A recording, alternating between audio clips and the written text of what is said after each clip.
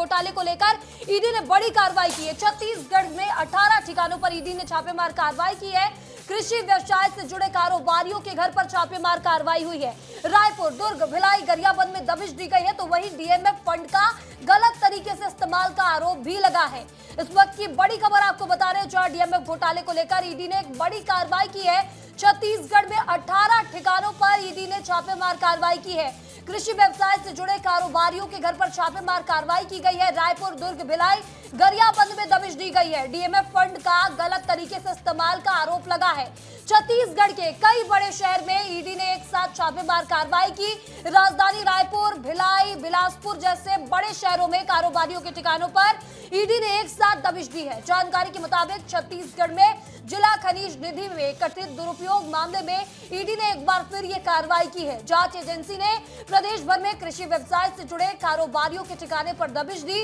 रायपुर के शंकर नगर में कारोबारी विनय गर्ग के आवास पर भी ईडी की छापेमार कार्रवाई जारी है। विनय गर्ग के घर पर ईडी के 10 अधिकारी मौजूद हैं, जो लेन देन के दस्तावेजों को खंगाल रहे हैं। कारोबारियों के घर के बाहर सुरक्षा बढ़ा दी गई है। अमली डी के लाविस्ता में ईडी ने छापेमार कार्रवाई की है। और बता दें कि कारोबारी पवन पोद्दार के निवास पर ईडी अधिकारी पहुंचे हैं। बताया जा रहा है कि कृषि से जुड़ा व्यवसाय है। इसके पास ट्रैक्टर एजेंसी होने की भी जानकारी मिली है। भिलाई में भी ईडी ने बड़ी कार्रवाई करते हुए अन्ना भूमि ग्रीन टेक प्राइवेट लिमिटेड के डायरेक्टर शिव कुमार मोदी के घर पर छापेमार कार्रवाई करते हुए रेड में ईडी के 6 अधिकारी भी शामिल हैं। वित्तीय अनियमितता को लेकर जांच की जा रही है।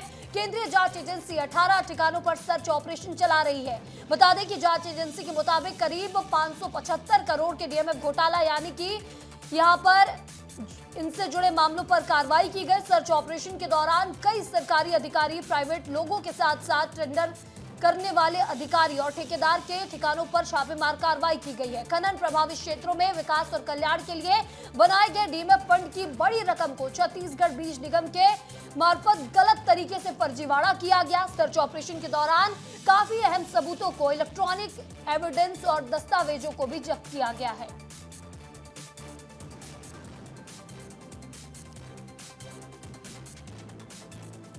रायपुर में ईडी ने एक बार फिर कई जगहों पर रेड मारी है।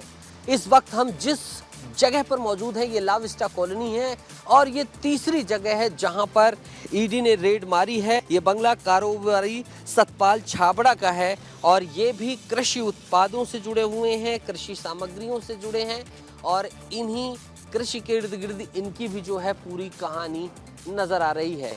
अभी तक स्पष्ट नहीं हुआ है कि आखिर किस मामले पर जो है रेड मारी गई है, लेकिन साफ तौर पर पैटर्न समझ में आ रहा है कि या तो किसी सप्लाई से जुड़े या किसी घोटाले के सहायक के तौर पर या किसी अन्य चीज के तौर पर या मनी ट्रेलिंग, लॉन्ड्रिंग का कुछ बड़ा ही संगीन मामला है। तब ईडी ने जो है ये एक्शन लिया। 12 बजे रात को तैयारी की, 2 बजे सीआरपीएफ को बुलाया और फिर सुबह 6 बजे से धरपकड़ ईडी की जारी है। न केवल रायपुर बल्कि दुर्ग, भिलाई और बिलासपुर में भी इसी तरीके से ईडी की रेड जारी है और ईडी बड़ी कार्रवाई कर रही है। वीडियो जर्नलिस्ट राजेंद्र भारद्वाज के साथ नितेश गर्ग, विस्तार न्यूज।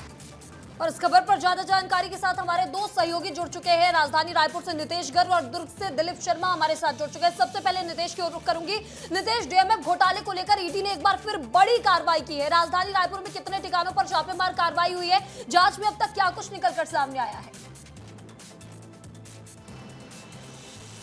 बिल्कुल, देखिए महिमा, अभी आधिकारिक इंतजार है कि ये किस संदर्भ में कार्रवाई हुई है, लेकिन अभी कयास लगाए जा रहे हैं कि ये पूरा मामला डिस्ट्रिक्ट मिनरल फाउंडेशन यानी जो जिला खनिज न्यास है उससे जुड़ा हुआ हो सकता है। प्रमुख तौर पर कयास लगाए जा रहे हैं कि ये सप्लाई चेन से संबंधित हो सकता है और सप्लाई चेन में किस तरीके की चीज़ें होती हैं।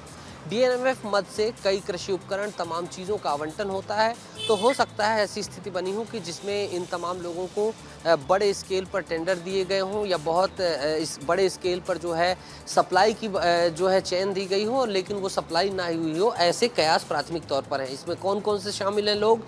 विनय गर्ग शामिल हैं। इसके बाद लाविस्टा कॉलोनी में जो 2 कारोबारी हैं सतपाल छाबड़ा और पवन पोद्दार। तो ये 3 लोग जो हैं शामिल है। पवन पोद्दार और सतपाल छाबड़ा ये दोनों जो लाविस्टा में रहते हैं और शंकर नगर में जो है विनय गर्ग रहते हैं। तो तीनों के यहाँ लगातार 5 बजे से कार्रवाई चल रही है, पूछताछ हो रही है। जानकारी है कि तमाम चीज़ों को खंगाला जा रहा है, तमाम जो बिल मेमो सारी चीज़ें हैं ये सारी चीज़ें मांगी जा रही हैं, देखा जा रहा है और सारी इसी चीज़ के इर्द गिर्द जो है तमाम तफ्तीश जारी है। बहरहाल पूछताछ की जा रही है, अधिकारी लगातार कार्रवाई कर रहे हैं। हमारे सहयोगी दिलीप शर्मा भी दुर्ग से जुड़े हुए हैं। दिलीप, बड़ी कार्रवाई की गई है, ईडी की ओर से एक बार फिर छापेमार कार्रवाई की गई है। दुर्ग में क्या कुछ अपडेट है कार्रवाई को लेकर? देखिए महिमा, अगर कृषि क्षेत्र से जुड़े किसी भी घोटाले या फिर अनियमितता में लेकर अगर ईडी अगर पहुंचती है, ईडी छापामारी कार्य करती है, तो समझ लीजिए कहीं ना कहीं बड़े जो वित्तीय घोटाला है वो सामने आ सकता है। और जिस अगर शिव कुमार मोदी की बात करें, जो भिलाई में वसुंधरा नगर में उनके घर पे ईडी ने पहुंचा है, और जो कंपनी इन्होंने बनाया था अन्य भूमि ग्रीन लिमिटेड प्राइवेट लिमिटेड, इस कंपनी का जो शुरुआत हुई थी 2017 में हुई थी।